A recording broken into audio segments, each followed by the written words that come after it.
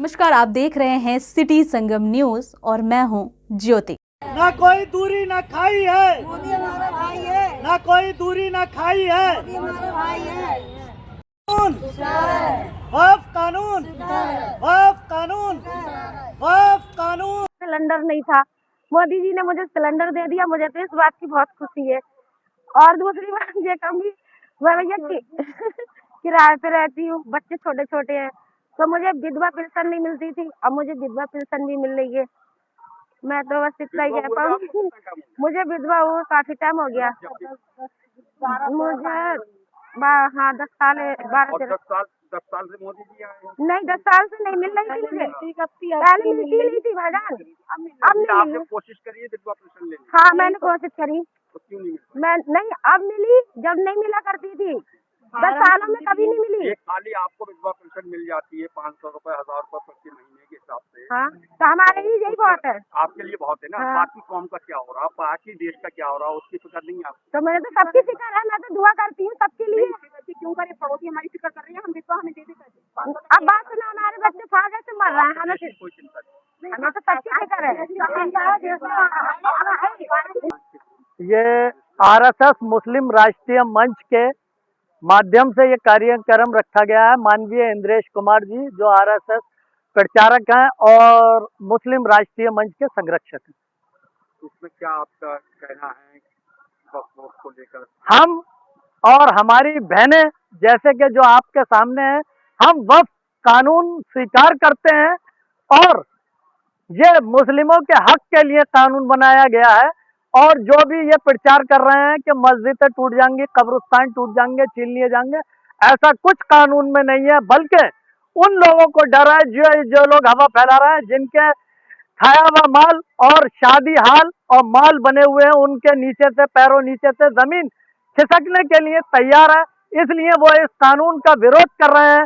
हम इस कानून का जबरदस्त समर्थन करते हैं। इस कानून की 4 खूबियां बताइए क्या है जो मुसलमान इस कानून पर यकीन करते हैं? पहली बात तो इस कानून में अब महिलाओं को भी, हमारी मुस्लिम बहनों को भी वक्फ बोर्ड में शामिल होने की जगह दी गई। पहले से भी मुस्लिम महिलाएं वक्फ बोर्ड में सदस्य रही हैं। अब कानून में जो है खुलेआम पहले सदस्य रही होंगी, लेकिन अब वक्फ बोर्ड में वो मुतवल्ली भी बन सकती हैं, जैसे आदमी ही पहले मुतवल्ली और बनता क्या ऐसे कानून है जिसको? और ये गरीबों के हक में कानून है कि जमीनें जो जिम्मेदारों ने और उन्होंने जो वक्फ की थी अच्छे समाज के लिए, गरीब समाज के लिए, पसमानदा समाज के लिए, उन गरीबों को हक, उनमें जमीन बांटी जाएगी।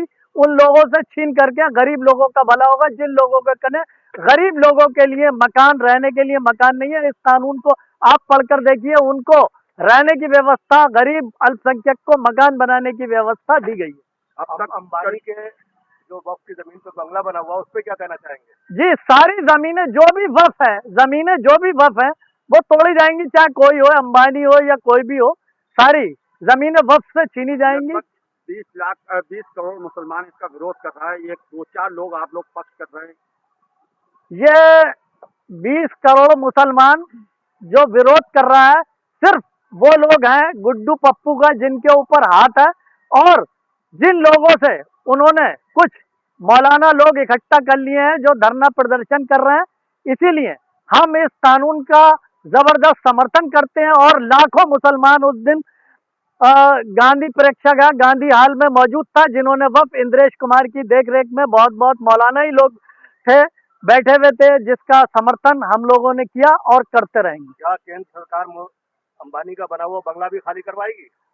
वो जो भी वक्फ प्रॉपर्टी है सर, कानून का पालन तो हिंदुस्तान में किया ही जाएगा। जिस शहर में आप रहते हैं, बरेली में आजाद इंटर कॉलेज में नगर निगम ने कब्जा करके टंकी बना ली है, क्या आप खाली करा रहे हैं? सारी वक्फ की जमीनें खाली कराई जाएंगी, वो चाहे किसी के कने हो, चाहे अंबानी के कने हो या किसी के कने हो, सारी वक्फ जमीनें लेकर के गरीब लोगों में बांटी जाएंगी। चाहे सरकारी कब्जे हो, चाहे कुछ भी हो, उन लोगों में, गरीब लोगों में जमीनें बांटी जाएंगी। जो भी वक्फ कानून के अंतर्गत आती हैं, जिनके पास लीगल कागज नहीं है, ये जिन्होंने भी अंग्रेज लोगों की गुलामी करी थी, हमारा माल हम ही को दे दिया गया वापस, और वक्फ आज तक गरीब लोगों की इमदाद, मस्जिदों की तंजीम के लिए आज तक जो जमीनें वक्फ की गई थी, वो उनको ना तो मस्जिदों को आमदनी मिल पाई। आज मंदिर मस्जिदों की लड़ाई ना रह करके सिर्फ उससे जो प्रॉपर्टी अटैच है उसकी